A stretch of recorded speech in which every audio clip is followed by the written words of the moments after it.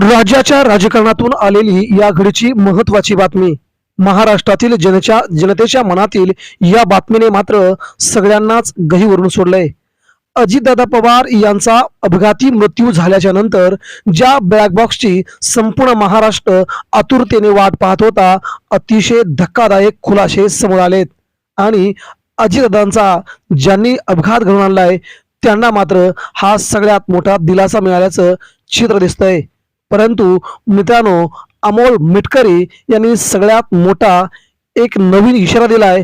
ज्यांनी दादांचा अपघात घडून आणला असेल त्यांच्या खानदानाला शिल्लक ठेवणार नाही, असा थेट इशारा अमोल मिटकरी यांनी दिलाय. नेमकं काय घडलंय आणि महाराष्ट्रामध्ये आज ब्लॅक बॉक्स याविषयीची आणि अमोल मिटकरी यांच्यासह रोहित पवारांनी केलेला सगळ्यात मोठा महाराष्ट्राच्या राजकारणातला संध्याकाळी आलेला खुलासा आता आपण जाणून घेणार आहोत.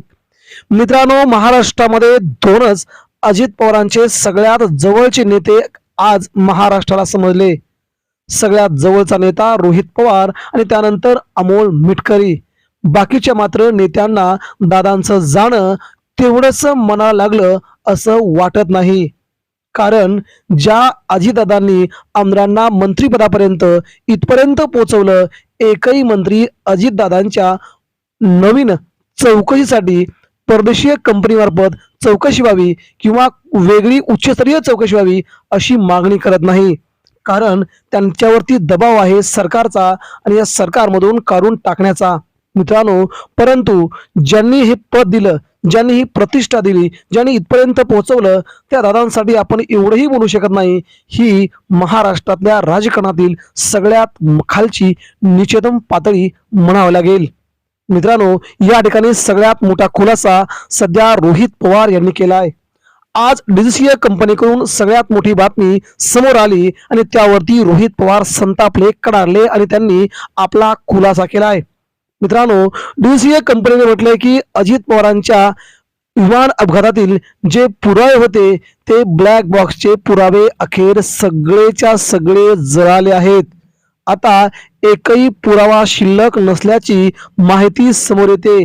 जे शिल्लक आहे ते परदेशात जाऊन त्याच्याबद्दल माहिती घ्यावी लागेल, असा धक्कादायक खुलासा या कंपनीने केल्यामुळे मात्र रोहित पवार प्रचंड संतापले आहेत. ज्याची भीती होती अखेर तेच घडतंय पुढे. आणि मला माहित होतं की अशा प्रकारच्या या सगळ्या संकल्पना ही कंपनी राबवणार होती, म्हणूनच मी वेळोवेळी महाराष्ट्राला सतर्क करत होतो आणि अखेर तेच घडलं. कधी ब्लॅक बॉक्स कधीही संपूर्णपणे जळत नाही. 11,000 अंश सेल्सिअस तापमानाला देखील ब्लॅक बॉक्स जळत नाही. मग अजित पवारांच्या विमान अपघातातला हा ब्लॅक बॉक्स कसा जळाला? हा अपघात नव्हे तर हा घडवून आणलेला घातपात आहे, असं त्यांनी स्पष्टपणे म्हटलंय.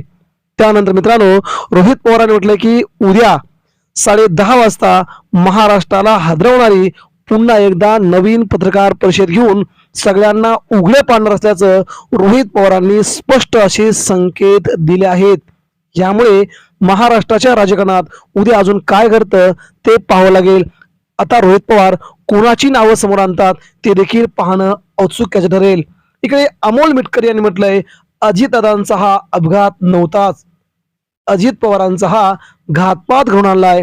परंतु ज्याने कोणी हे कृत्य केलंय त्याला मात्र मी कधीही सोडणार नाही, त्यांचे अख्खे खानदान संपवून टाकेल, असं अमोल मिटकरी यांनी आपलं वक्तव्य करत महाराष्ट्रामध्ये ज्यांनी ज्यांनी दादांना त्रास दिलाय त्यांना थेट इशारा दिलाय. हे त्यांच्या मनातील भावना अतिशय अजित पवारांविषयीचं आपलं प्रेम व्यक्त करणारे आहे.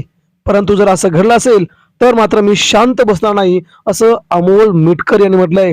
परंतु हे सगळं घडण्याच्या नंतरच अजित पवारांचा अपघात झालाय की घातपात झालाय हे कोडं अगोदर महाराष्ट्रासमोर उलगडलं पाहिजे.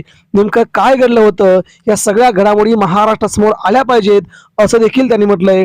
मग मुंबईतलं त्या दिवशीचं 27 तारखेच्या सगळे फुटेज आपल्या समोर आले पाहिजेत, असं अमोल मिटकरी यांनी माहिती मागितली. परंतु ही माहिती द्यायला कोणीही तयार नाही. यामुळे मित्रांनो, आगामी काळामध्ये ज्यांनी ज्यांनी हे लपून ठेवले सगळं त्यांना मात्र खूप धक्क्यावर धक्के आगामी काळात बसतील. कारण रोहित पवारांनी म्हटलंय की मी आता शांत बसणाऱ्यांमधला नाही.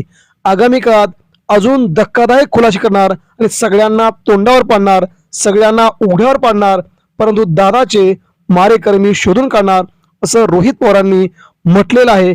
त्यामुळे महाराष्ट्राच्या राजकारणामध्ये अजून पुढे काय घडतं त्यासाठी आपल्याला अजून थोडा वेळ थांबावं लागेल मित्रांनो.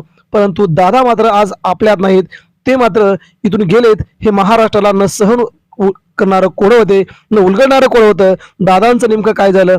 पण मित्रांनो, जर हे मारेकरी जर सापडले तर मात्र त्यांना फाशी झाल्याशिवाय राहणार नाही असं महाराष्ट्रातील तमाम अजित पवार यांच्या प्रेमींना वाटतंय. नेमकं मित्रांनो आपल्याला काय वाटतंय, रोहित पवार त्या अपघाताच्या मुळापर्यंत पोहोचून महाराष्ट्राला नवीन माहिती देतील का? याबद्दल आपल्या मनात असलेल्या सगळ्या प्रतिक्रिया आमच्यापर्यंत पोहोचवा. धन्यवाद. जय हिंद, जय महाराष्ट्र. महाराष्ट्र अजूनही वाट बघतोय प्रतिक्रिया.